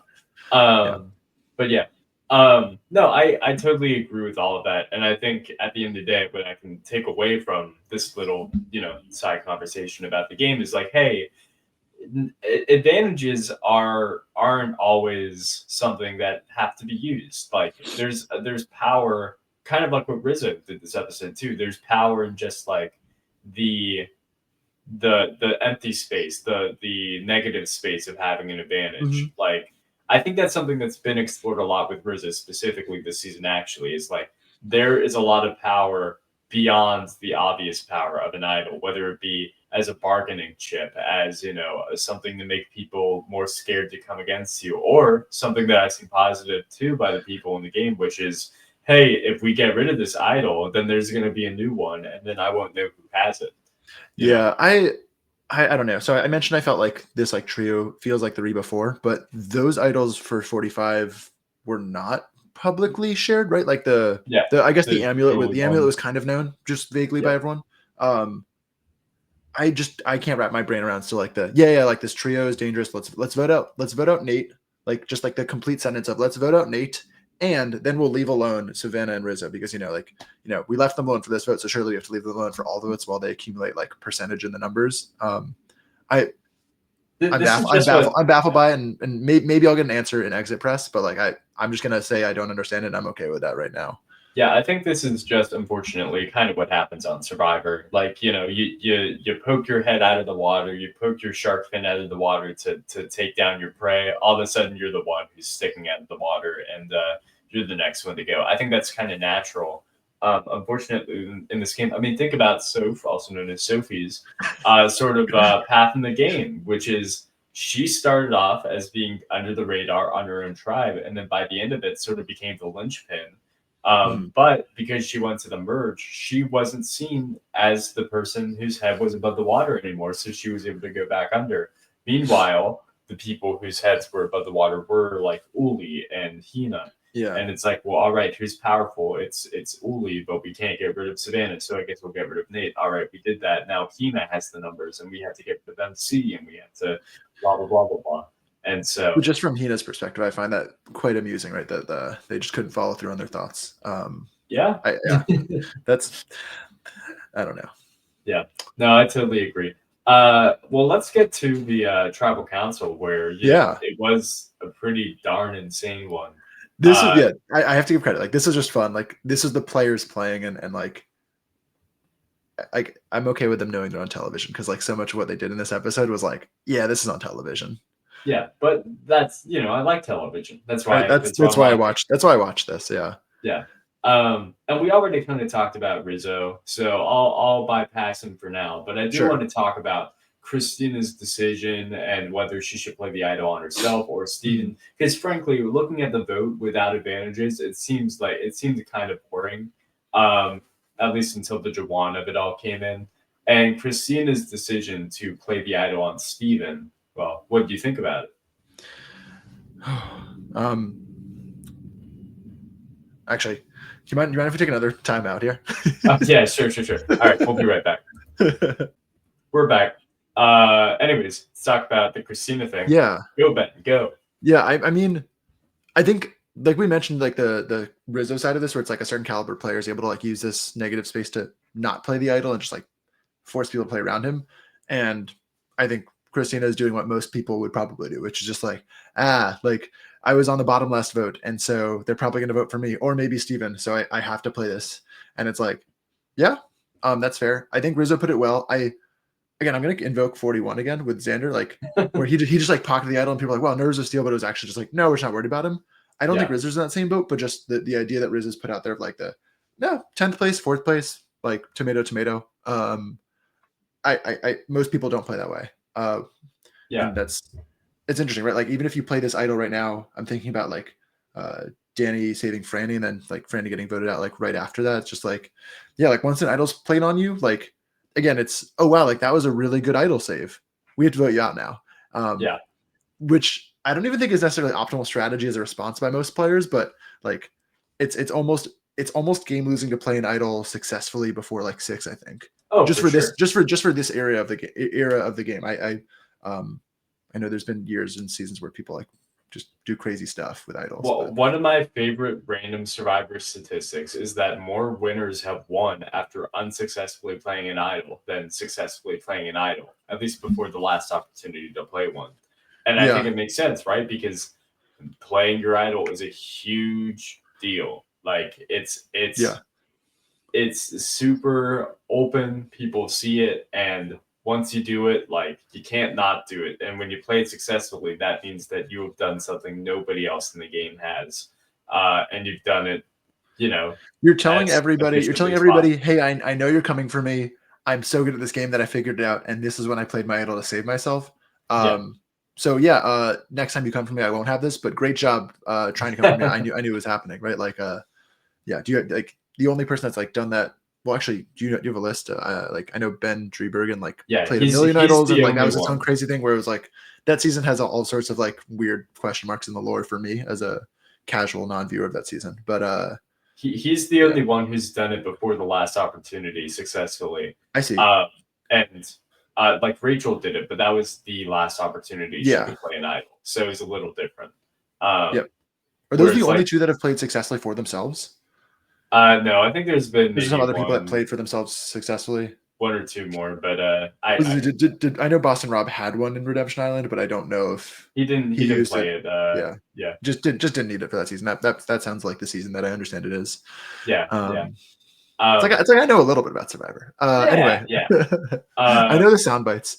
Yeah, for- that's fair though. So I think like again, Christina playing this is like it makes sense strategically, but also the big picture game of Survivor is like yeah, like should you just never play your idol based on the stats you just shared? Like it makes sense to me to just never play your idol. Maybe play it at 6, but probably just played at 5. Like well, I think that's even Q right does that yeah. in 46. Well, that's why I give a lot of credit to Rizzo and the way that he's gone about his public idol is kind of just saying to everybody like, I keep saying it, but I might do it, and it's like I don't care. Like I'll use my idol how I have to because I care about like getting to the end and kind of giving himself that unpredictableness of like a Tony of like you don't know what I'm gonna do, Yeah, but it's no, like it's great. yeah. The other interesting thing though, right, is like, and Jawan says it this episode. Everyone says you have to explain it every episode, right? For just the person who decides to turn on the TV for this one episode of Survivor, but it's like, oh, if we all put put our votes on Rizzo, we pile on, and then anyone else is fair game. It's like, okay, but if you don't vote for Rizzo, then like it's kind of the same thing of like, oh yeah, like let's not vote for Rizzo, and then anybody else is fair game. Like it's Yeah. like from a game theory ish perspective, it's not really well, it's all game theory, but like just looking at the options of like what can happen as part of like the outcomes, like it's roughly the same as far as like, yeah, like let's let everyone choose if it's me instead of like, hey, like let's take the chance that Rizzo doesn't play the idol. That's like Mhm. the first like stage of the game of like, okay, check that. If he plays the idol, then he picks. The chance of him picking me, depending on the player, vary as opposed to the chance of all these people deciding they want to vote me out. Like, yeah. I Yeah. don't know. Again, and like it's hard. I'm not trying to like Monday morning quarterback at all. It's more just like I think there's a lot of assumptions that are made and like in the confessionals that the editors tell us where I'm like, I don't actually think that is how it works, but Mhm. I'm not sleep deprived and rice deprived, so it's Sure. fine. Yeah. But no, that's all to say that like I think Christina made A good, probably the right decision. it's a good Like you choice. need to Yeah. have somebody you can trust in this game, and like you want to try to protect a person that's close to you, and like at least make it through one more vote. Um, Does I that will feel say, common? Playing it incorrectly on yourself is like almost like a hey, like who is this person versus playing it incorrectly on your ally? Like, does that have any difference in like survivor lore? Because I like what you said there of just like Steven is now like, yeah, Christina does have my back, even if they're really outside the boat next time. yeah. I mean, I think you know playing it on yourself is way more common, but whenever somebody plays it on someone else, I think it is a display of trust that is as powerful as you can do because tribal council is all about proving your loyalty, Yeah. and playing your advantage on someone else will basically a lot of times put them towards you. I think about heroes versus villains, a season Mhm. you've seen, and like Parvati or Russell playing his idol on Parvati banded them together, Yeah. like it or not, and said, "Hey, he's willing to do that for me. I can work with him in this game." And then when Parvati does that for Sandra and Jerry, it's the same thing where it's like, "Hey, I might think that you're a threat at the end, but you have my best interest in mind, and you want to keep me in this game. So I'm not going to go against that. Like you've proven that you're more loyal to me than the heroes are, or Yeah. whatever else." Yep. So I think that that's the benefit of playing it for an ally. So yeah, I do think Christina did the right thing, and I just it's always risky, right? It's always risky. And if Christina had gone home, we would have said, "Oh, what a dumb decision, what a dumb move." But I really do think it was the right choice, even partially because it didn't work. If it did work, then you would have had the shark above the The water threat thing. level. Yeah. But now these two probably have a little more life in the game, especially now that Jawan's gone, which I also thought was interesting. The fact that he went home anyways and they changed the vote to him. Yeah. Yeah. I thought that was a really fun decision. We like hardly talked about that side of the like Savannah and Rizzo and Soph finding out from Sophie about like the flip from Jawan and Sage. What did you make of that specific decision making process coming into Tribal? Did you like the pick on Jawan? I feel like I don't know, like Sage is giving all this like we've got so many villains. I feel like Savannah and Sage are like both villains, like feuding with each other, and I love it so much. Yeah. The no confessional from Sage was iconic. I was watching it back on stream, so I did rewind and watch it and enjoy it twice. Mm-hmm. Yeah, I think that when you ask the question of like, okay, was Jawan the right person to go after? Like, you kind of got to think about the entire scope of like, all right, who could the targets have been and how powerful are they really? Christina and Steven, they have a chance to have an idol played on them. Based on what we've seen this season, people are scared to go after idols. So, take them off the table. It's basically just between Sophie, who gave you the information that Christina has an idol, and then Jawan or Sage. And you have to look at it like, who is more powerful between the two? I thought that it was Sage, and I probably would have gone for Sage, but I think it does make more sense to go for Jawan because for two things. Number one, I think Jawan is more likely to pitch his case well at the end of the game. That's not to say that I don't think Sage has a good game or is a better game player, but you have to look at who can articulate their case best. And Sage just doesn't have the respect that Jawan had. I'm glad you brought that up. I think the way she's playing is so fun, but I like the jury management and like win equity that she's building is really, really narrow. Yeah. And that's what I'm saying. And I say that about Jawan too, who I don't think had a ton of win equity himself. It's just both of them have had, their hands in a lot of cookie jars, so to speak. Like, they were kind of with Uli, but then abandoned them, and we're kind of with Hina, and we're almost in the Alex position of being in the middle, even though, Jawan kept saying to me specifically on camera, hey, I'm in a really, really good spot, and I'm so powerful, blah, blah, blah. Mm-hmm. In general, I think that was more in the middle / in the bottom, basically the whole game than he realized. It was just he was kind of riding the high of the Shannon vote out for the past few episodes, even through the merge, where it's like, we got out Shannon, feeling good. I can dictate the rest of my game based on this. When I think in the week since, I wouldn't say he went through the motions, but I don't think he really built on that foundation as much as maybe he should have. So yeah, I understand that. I think even just like, do you think Sophie Segretti was driving? Like, they made it sound like, hey, Sophie fed us his information, so let's let Sophie pick. Do you feel like Sophie even has any perspective? I think like she had so little interaction with Jawan and Sage that yeah, I'm wondering if she like just flipped a coin, or if she just felt a little more comfortable with Sage because Sage was willing to talk to her at the reward, and that's like all I really can rack my brain to remember. Yeah, I think that when it comes to that, it's hard to say because I don't think we got a conventional about it. Mm-hmm. But if I had to guess, I would say it's more in line of like wanting to try to create a foundation for the future, right? It's all about foundation. And I think when you look at, okay, who's in the most powerful position at that time, she probably just went for who she perceived to be in that spot. And then, kind of flip-flops based on what she sees, trying to sort of play both sides. But she's actually doing it kind of successfully right now, unlike an Alex who got voted out last episode or whoever else. So, yeah. But I don't know. It's tough to say. This is all to say for the Jawan versus Sage thing, that if nothing else, Jawan did obviously spearhead a vote against Shannon. He had at least one kill to his name, and Sage kind of does too. But Sage has been trying to get Savannah since the merge started. So, and she is still not successful. So, I mean, if she sits at Final Tribal Council at the end, and somebody asks her, "Hey, Sage, what move did you make in this game?" She's not going to be able to say anything past the merge.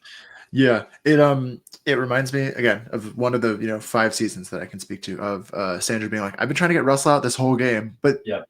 but Sandra's likability obviously was very much flipped to that as opposed to not that Sage is not likable, but Russell is quite hateable. And also, that season was much more divided by tribal lines than it feels like this one is, at least at this point in the game. Yeah, as far as jury votes go, yeah, I don't think jury Yeah, votes are going to come down to original tribal. exactly. And Yeah, and as a small like kudos, I do love that they had like the mix ups. The actual I don't know if I liked the second mix up just of like a hey, let's just put people in groups of 4 and like someone is going to be totally screwed. yeah. but but That's otherwise, that's I the liked that we had more crossing of tribal lines to start the season. I did like that a lot. It makes these relationships feel a lot more like legit and earned instead of just like I'm on Joey's beach. I'm Team Joey. though. I would like that. But no. Sure. Generally, I do agree with that. I think swaps are something that people were clamoring for a while. Like, give me a swap, and I still agree that hey, swaps are good and you should have them. There is a different side to the coin though, which is like when you do that, somebody's going to get screwed over. Like it happens almost every swap. Somebody's going to be in a worse But position I than would they say were the same thing before. with just like casting and tribe build in general, right? Like Yeah, I agree so with that.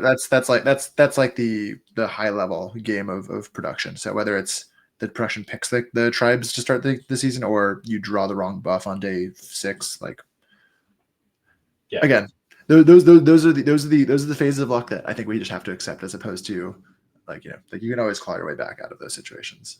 yeah. And Nate solved quite a table maze to survive that second That's tribe true. switch Yeah. before getting unceremoniously merge booted anyway. So That's how they get you.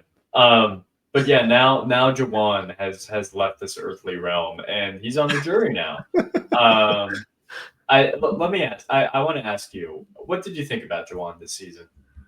I enjoyed Joanne as like a character. I felt very seen as like someone who's a nerdy person, Yeah. and someone who just like would probably just goof off a lot as a player. So I really appreciated that he was like edited to be pretty raw and authentic, Hmm. even down Yeah. to like forgetfulness stuff where it was just like stealing Savannah's bag and putting like dirty rocks or whatever. Like it was just like Yeah. funny Yeah. Yeah. stuff. So I think it was really really fun TV. Um, Gameplay wise, uh, again, it's one of those things where it's like I don't understand how it's happening edit wise, but like Jawan is feeling so confident about himself in this good spot, and as a player, I'm like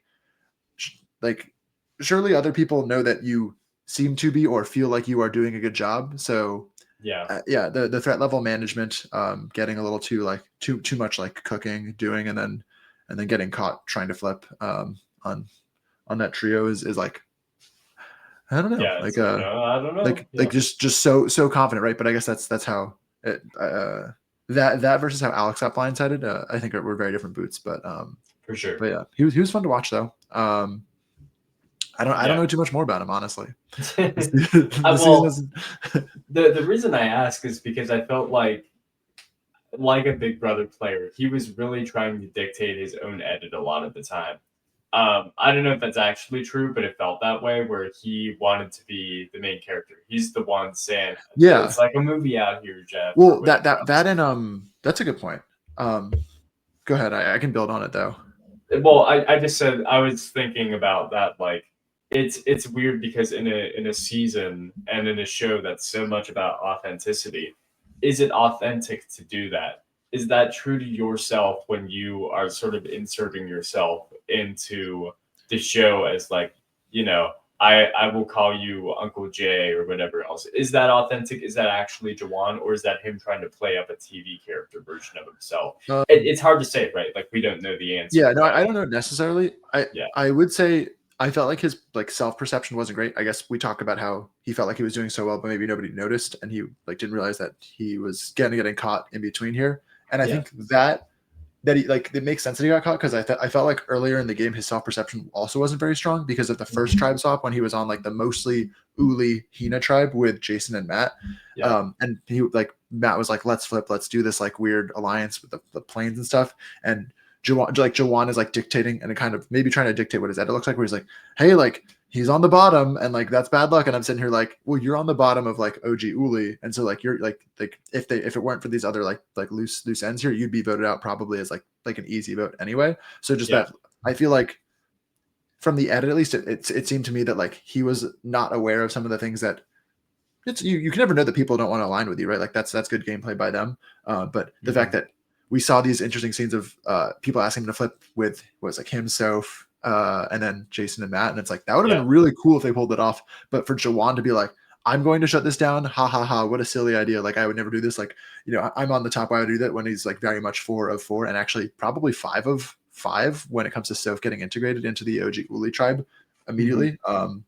I think like that was an interesting thread that it didn't affect him there, but like ultimately here it was like, like once people come for you, you're not going to know because you like aren't doing the best at perceiving yourself. So as far as how authentic he is or isn't authentic, I'm going to go with people are generally mostly authentic, just like until proven otherwise, I guess, right? Like there's some people that come off the show and say like crazy things about what they thought was happening and exit press, etc. But like, I think he was really authentic. I think he just didn't have the best read on the game ultimately. I think he made a couple good plays and then was in some powerful positions, but was never in a position to like actually really be on top of things. But he felt like he was, and he maybe felt like he was in situations when he really shouldn't have at some points, and it didn't punish him until this episode. Yeah. All right. Well, do you have any other thoughts on this episode? I mean, there's so much that we could talk about, but we'd be here forever. Anything else on your mind? I would be remiss if I didn't say it was excellent television when Savannah asked Jawan if he did this, and he said that he did this, and then Jawan was like, "All right, wait, who did this?" Right, like when the votes like flipped around. I thought that was really fun. That was okay. Yeah, I do want to talk about that. I think I feel like I pulled you away from Tribal Council when like most of the good parts of this episode were Tribal Council. So yeah, what else did you like about the episode there? Well, I love that Savannah was doing the fake "I'm getting blindsided right now" thing because she knew where the votes were going. She used her extra vote. She knew all that, and asked Jawan like, oh no, she was really playing it up. I love that. And then turning around to Jawan. I also liked. I don't know why he did this, but Rizzo just had like a very "why did you do this" episode where right after Jawan gets up, he stands up and is like, "Good game, bro. Good game."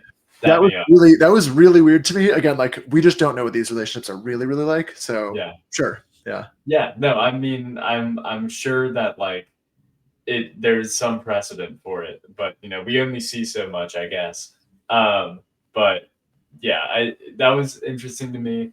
I like that Jawan took the wrong torch. He took Rizzo's torch instead, which I think is just like that. I think that's incredible. It's just a perfect like chef's kiss to his Survivor campaign. But I don't know. That perception, right? Like just like the not having the perception down. Rizzo's torch being snuffed, not snorch, is also like just great lore for like bad juju, good. Is it good juju? Like, he's playing like it's a second chance out? For real? Yeah. Who knows? I don't know.